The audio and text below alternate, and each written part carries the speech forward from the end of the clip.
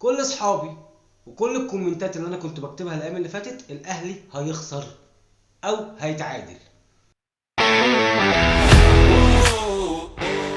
اتفرجنا على ماتش القمه، ماتش متوازن، استحواذ للاهلي، سيطره زملكاويه شويه، وده الطبيعي في ماتشات القمه. كل اصحابي وكل الكومنتات اللي انا كنت بكتبها الايام اللي فاتت الاهلي هيخسر او هيتعادل. ده اللي انا كنت شايفه، عشان ده اللي بيحصل طول ما انا شايف نفسي ان انا الفرقه اللي ما لا تقهر وي وي وي وي وكل الكلام دوت. واهو شفنا اللي حصل بعد ما كنا متقدمين بهدف بن شرقي اللي نزل الدقيقه 63 جاب الجون في الدقيقه 70 قبل ما يكمل 10 دقايق، ويعتبر دي كانت اول لمسه ليه. نبص على الماتش من اوله، الشوط الاولاني استحواذ وسيطره للاهلي بدون جدوى، كرة لامام في العارضه، كرة لمحمد عبد الله مش عارف عامله ازاي، وفي الاخر بلح. الحصيله صفر. الشوط الاول كان ممكن يخلص 1-2 كده يعني. انما ان انا اقعد اقول اصل انا الفرقه التي لا تقهر، بناخد على دماغنا زي ماتش السوبر الافريقي. استنادا لكلامي دوت على ايه؟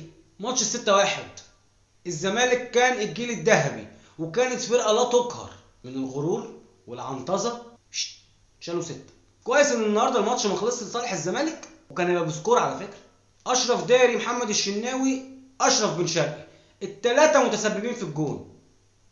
اشرف بن شرقي ما رجعش يغطي مع عمر جابر وخلاه في مساحه كبيره لوحده. اشرف داري لو كان عمل رجليه كده اهوت كان طلع الكرة، او حتى لو كانت دخلت كان يبقى اسمه حاول. محمد الشناوي الكرة معديه من تحت ايديه، الطبيعي بتاع الشناوي. ففين التركيز؟ مفيش تركيز. نيجي نبص بيراميدز بكره يركب مستريح قوي قوي قوي قوي ويسمعني سلام راح الدوري. ده ينفع؟ يصح؟ ياكل ويشرب ولا يعمل اي حاجه. لما نيجي نبص كان عندنا فرصه واثنين وثلاثه، انما ايه يعني؟ عندنا مستشفى ما قلناش حاجه، انما ان انت تبدا لي بكوكا محمد عبد الله ليه؟ فين كريم الدبيس باك شمال؟ وشفنا انطلاقاته الايام اللي فاتت وشفنا اوفراته وشفنا كل حاجه.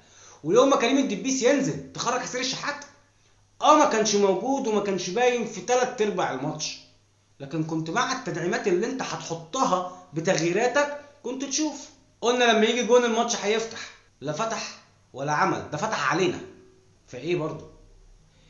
في حلقات مفقودة عند مستر كولر. ما هو بالمنظر دوت احنا نروح كمان 4 شهور ناخد 5-7 من ميامي، وبعدها 7-8 من بالميراس، بعديها بورتو ولا بنفيكا، انا مش فاكر بقى المجموعة. شوف ده احنا هيتعمل مننا شاورما. ايه؟ فين العقل والسيطرة اللي كنا بنشوفها والبرود اللي انت كنت بتواقف بيه والعقلانية؟ هرجع اقول لك سعد عبد الحفيظ ماشي، كل ده يحصل يبقى نرجع سعد عبد الحفيظ وما نقعدش نوجع دماغنا. كان مسيطر على اوضه اللبس، كان مسيطر على اللعيبه، كان حاجات كتير قوي. عادي جدا انا ممكن اطلع اقول لك ده ماتش ب3 بونت انا خدت منه بونت وهم خدوا بونت وخلاص، لكن لا، طالما في غلطات لازم نتكلم فيها. ما ينفعش الزملكاويه طالعين هيتكلموا على الفيسبوك ان كان لينا ضربتين جزاء، واحده مش عارف ايه والتانيه ايه. طب الكوره بتاعت اكرم اللي خبطت في ايده وهو بيقع ديت، ما شفتش دونجا من ماتشين لما بيقع والكوره خبطت في ايده برده في ال18 في منطقه الجزاء وما اتحسبتش بلانتي؟ اقروا قانون تمام عشان تعرفوا بس التفاصيل الصغيره ديت.